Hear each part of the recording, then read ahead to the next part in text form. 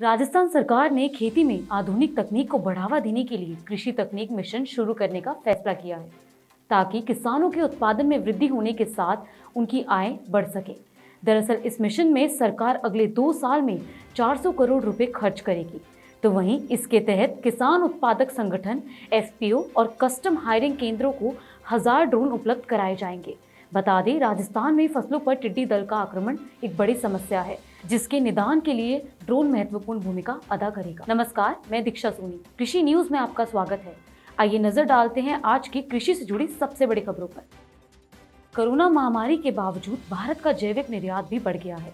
बता दें, भारत के जैविक निर्यात में साल 2019 से साल 2020 के स्तर से करीब 51% की बढ़ोतरी हुई है, जिसको देखते हुए भारत सरकार ने जैविक उत्पादकों के लिए प्रमाण की 2 प्रणालियों की शुरुआत कर दी है और अब भारतीय जैविक और बागवानी उत्पादकों की बेहतर स्वीकार्यता के लिए उपायुक्त पादप स्वच्छता प्रोटोकॉल सुनिश्चित करने की आवश्यकता है।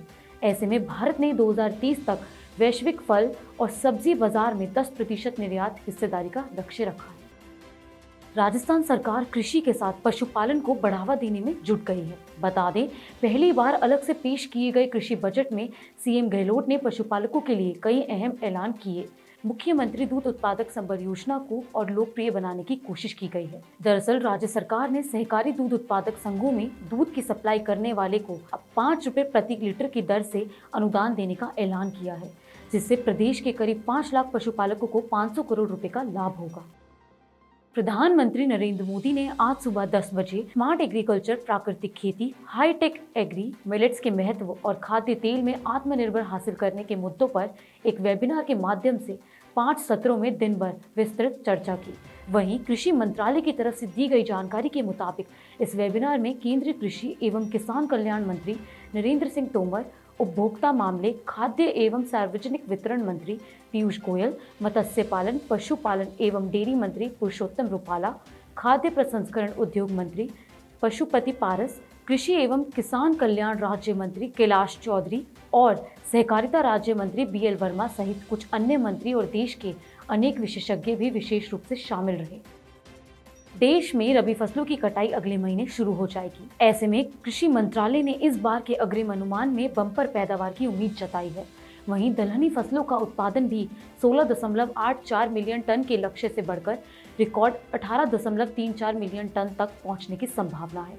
बता दें, दलहनी फसलों में मसूर का अनुमानित उत्पादन इस बार 1.58 मिलियन टन पहुंच सकता है। दरअसल बम्पर पैदावार की उम्मीद के बीच किसानों को नुकसान का डर सता रहा है। ऐसे में विशेषज्ञों का कहना है कि एक तरफ रिकॉर्ड उत्पादन और दूसरी तरफ इंपोर्ट ड्यूटी में कटौती के कारण किसान अधिक लाभ से वंचित रह सकते हैं।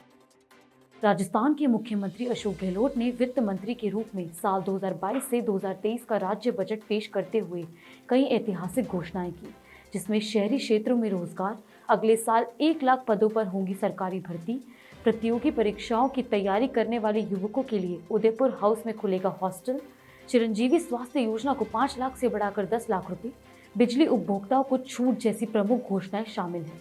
तो वहीं मुख्यमंत्री अशोक गहलोत ने कहा कि निरोगी राजस्थान के संकल्प को साकार करने की दृष्टि से प्रत्येक प्रदेशवासी को चिकित्सा और स्वास्थ्य सुविधा सुलभ करना हमारी तय रही है।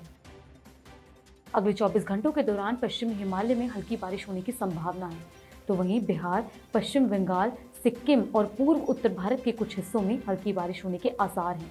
अगर बात करें छत्तीसगढ़, पंजाब, हरियाणा, दिल्ली, उत्तरी राजस्थान की, तो वहाँ के कुछ हिस्सों में हल्की बारिश होने की संभावना है। फिलहाल बस इतना ही। ऐसी ही कृषि से जुड़ी खबरों के लिए देखते रहिए कृषि जागरण। धन्यवाद।